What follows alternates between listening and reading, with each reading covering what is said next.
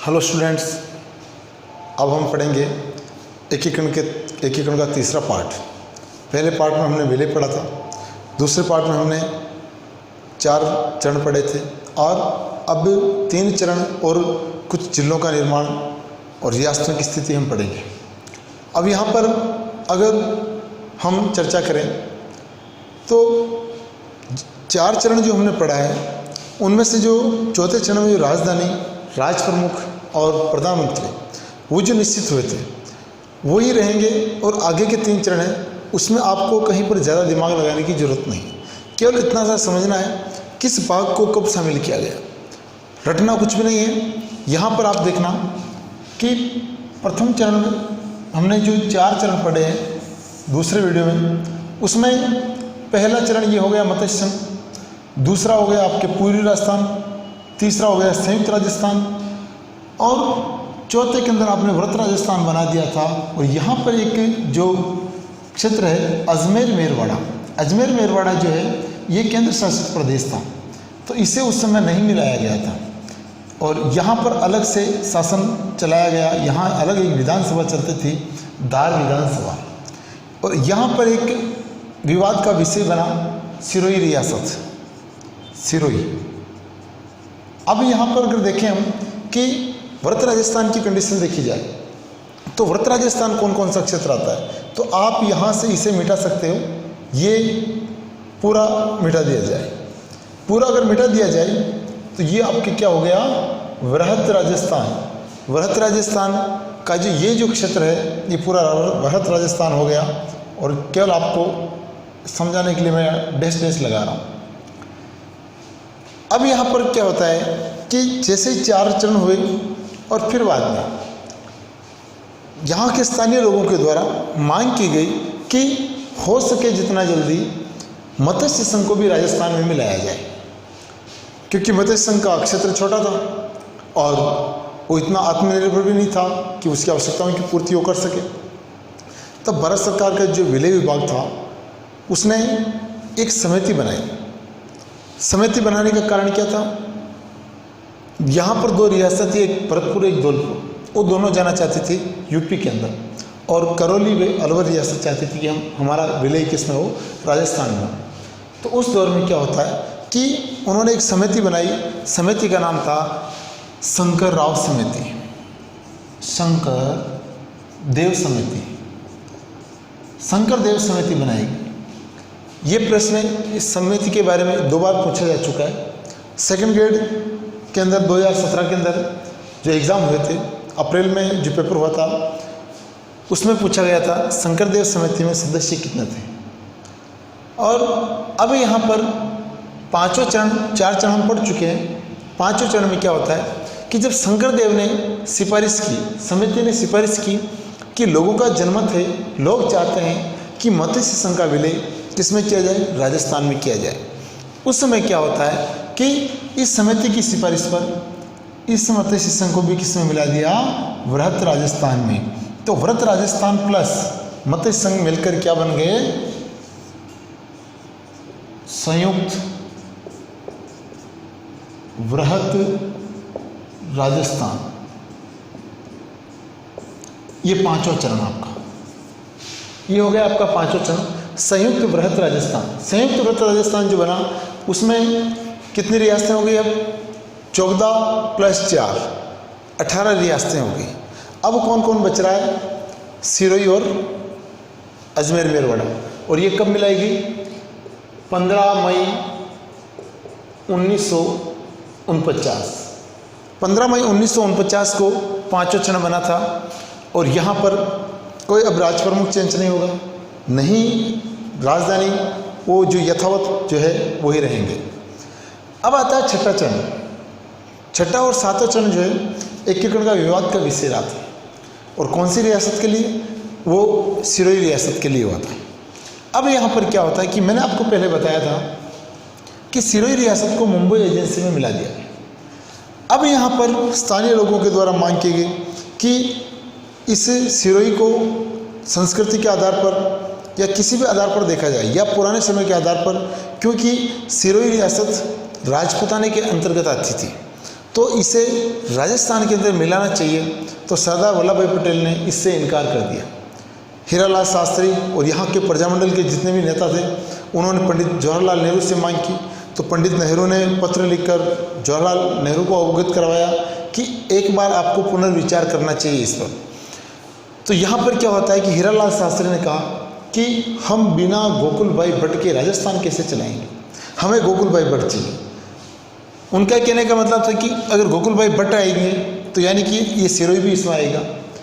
तो सरदार वल्लभ भाई पटेल ने दिमाग लगाया और उन्होंने क्या किया, उन्होंने कहा ये आपके गोकुल भाई भट्ट ले जाओ, क्योंकि गोकुल भाई भट्ट का जो गांव था हातल गांव सिरोही के अंदर, वो यहाँ पर आता था। तो आबू व देलवाड़ा जो क्षेत्र था, ये क्षेत्र किसके पास रह गया, मुंबई एजेंसी के पास रह गया। ये जो क्षेत्र था ये किसके पास रह गया, मुंबई एजेंसी के पास। और हमें क्या दे दिया, आबू व देलवाड़ा छोड़कर सिरोही दे दिया। तो ये कौन सा चरण हो गया, ये छठा चरण हो गया। इसका नाम क्या हो गया, राजस्थान संघ। राजस्थान संघ, राजस्थान संघ जो बना ये कब बना था, छठे चरण में 26 जनवरी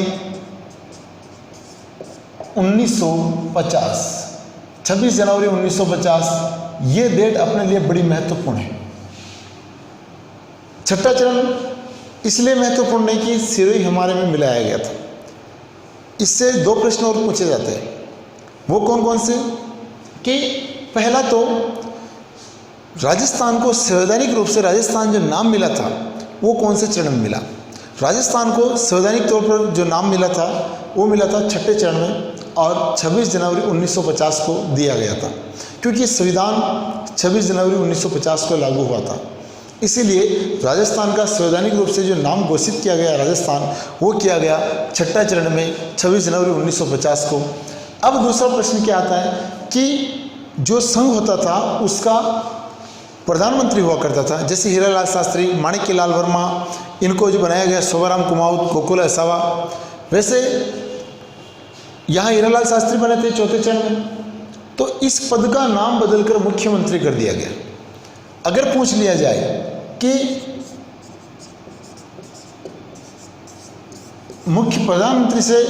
प्रधानमंत्री के पद का नाम बदलकर मुख्यमंत्री कब किया गया, तो छठे चरण में किया गया। अब ये हो गया आपके छठे चरण, छठा चरण हो गया।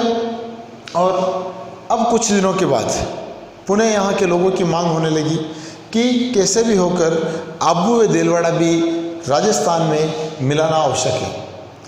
फिर क्या होता है, 1953 में राज्य पुनर्गठन आयोग की समिति बनाई गई थी, प्रस्ताव लाया गया था और उसके अध्यक्ष थे डॉक्टर फैजल अली। डॉक्टर फैजल अली को काम सौंपा गया है कि राज्यों का पुनर्गठन करना है। फिर क्या होता है कि उनकी समिति में दो सदस्य और थे, एक का नाम था हृदय नारायण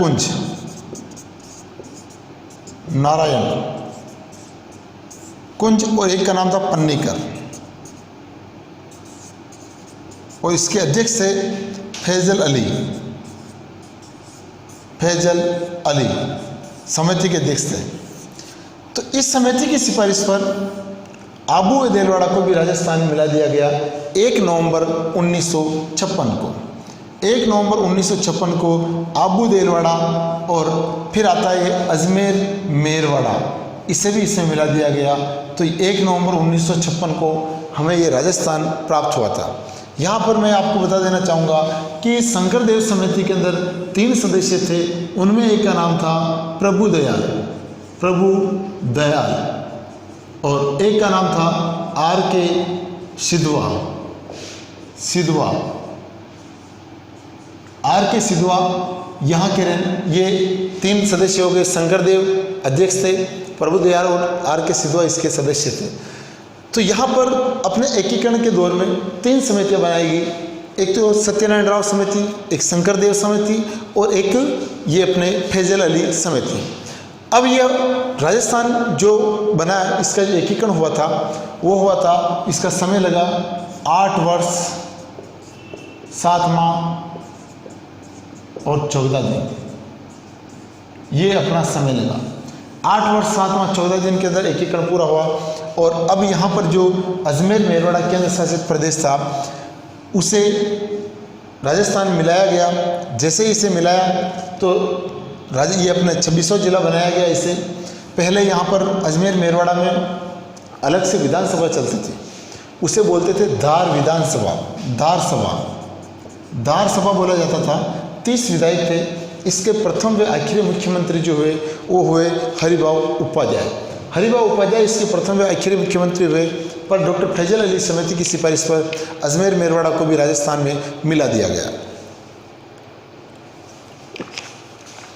अब यहाँ पर क्या होता है कि ये 1 नवंबर 1956 को राजस्थान बना, 26वां जिला अपने अजमेर को बना दिया गया। अजमेर को बनाया तो राजस्थान का पूर्ण रूप से जो निर्माण हुआ उस समय 26 जिले थे। उसके बाद में बढ़ते बढ़ते धीरे धीरे कितने जिले हो गए, अभी वर्तमान में 33 जिले। 33वां जिला किसे बनाया गया? प्रतापगढ़ को बनाया गया। अब हम आगे चलते हैं इससे कि राजस्थान की जो रियासत थी उनके बारे में हम थोड़ी छोटी मोटी चर्चा कर लेते हैं। कौन कौन से राजवंशों ने वहाँ पर शासन किया और किस रियासत से कौन से जिले बनाए गए या किस रियासत को नहीं बनाया गया अभी तक जिला, इस पर थोड़ी सी हम बात करते हैं।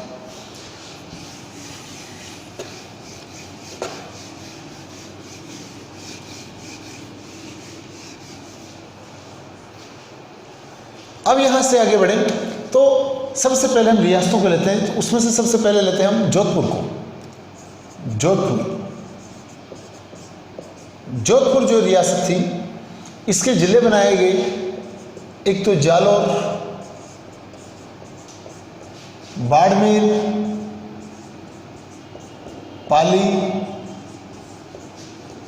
नागौर और जोधपुर, ये आपके 5 जिले हो गए। यानी कि राजस्थान में जो रियासतों का विलय हुआ उसमें सबसे बड़ी जो रियासत थी वो कौन सी थी? जोधपुर रियासत थी क्षेत्रफल की दृष्टि से, और उसके 5 जिले बनाए गए। जोधपुर रियासत के अंदर जो शासन करने वाला वंश था वो था राठौड़ वंश। यहाँ पर राठौड़ राजवंश के द्वारा शासन किया गया और यहाँ ये रियासत जो है ये क्षेत्रफल की दृष्टि से सबसे बड़ी रियासत मानी जाती है और इससे 5 जिले बनाए गए। अभी फिर आगे बढ़ते हैं हम कि अगला आता है उदयपुर। उदयपुर जो है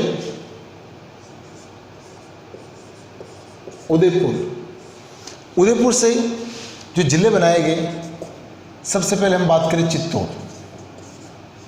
चित्तौड़, भीलवाड़ा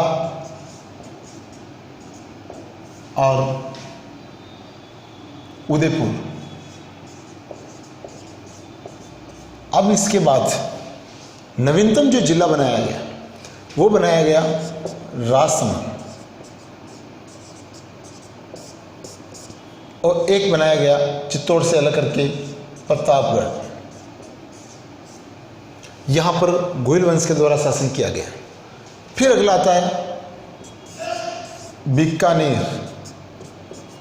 बीकानेर जो रियासत है इससे बनाया गया चूरू, गंगानगर और एक बीकानेर। यहाँ पर भी राठौड़ वंश का शासन रहा और इससे फिर बाद में एक जिला बनाया गया हनुमानगढ़। यानी कि ये जो ऊपर है ये एक एक के समय जिले बनाए गए और ये जो अलग से एरो लगा कर जो अलग से लिखाया जा रहा है ये गंगानगर से अलग करके हनुमानगढ़ को बाद में जिला बनाया गया। यानी कि उस समय एकीकरण के समय इसे जिला नहीं बनाया गया, प्रतापगढ़ को, राजसमंद को इनको जिला घोषित नहीं किया गया। फिर इसके बाद में आता है बांसवाड़ा। यहाँ पर गोयल वंश ने शासन किया था, इससे एक जिला बनाया गया बांसवाड़ा।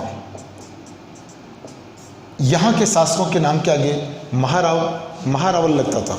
डूंगरपुर प्रतापगढ़ के शासकों के नाम के आगे महारावल लगता है और कोटा के शासक के नाम के आगे महाराव लगता है। महारावल व महाराव लगता है कोटा के शासक के और महारावल लगता है बांसवाड़ा, डूंगरपुर व प्रतापगढ़ के शासकों के। अब यहाँ पर प्रतापगढ़ जो रियासत थी उसे इस चित्तौड़ में मिला दिया गया था, यानी उस समय जिला नहीं बनाया गया था। फिर बाद में डूंगरपुर को जिला घोषित किया गया था। आगे बढ़ते हैं तो जयपुर जो रियासत है वहाँ पर कछावा वंश का शासन था और उससे अलग करके झुंझुनू को एक जिला घोषित किया गया, एक जयपुर को घोषित किया गया। फिर बाद में कुछ दिनों के बाद जयपुर से एकीकरण के बहुत दिनों के बाद जयपुर से अलग करके दौसा को जिला बनाया गया। फिर सिंह शेखावत के समय। अब 1991 फिर अगला आता है अलवर रियासत, उससे एक ज़िला बनाया गया, वहाँ पर भी कछावा वंश शासन करता है। और भरतपुर धौलपुर दोनों को मिलाकर एक ज़िला घोषित किया गया था उस समय, वहाँ पर जाट रियासत है। और फिर 1982 के अंदर धौलपुर को ज़िला घोषित किया गया था भरतपुर से अलग करके। फिर आता है टोंक रियासत जो है वो एकमात्र राजस्थान की मुस्लिम रियासत है, उसे नवाबों की नगरी भी कहा जाता है। उसके संस्थापक अमीर खां पिंडारी थे। आपने पढ़ा होगा अमीर खां पिंडारी का जो संबंध रहा था वो कृष्णा कुमारी विवाद से जुड़ा हुआ है। और कृष्णा कुमारी विवाद में अमीर खां पिंडारी ने जयपुर महाराजा का सहयोग किया था।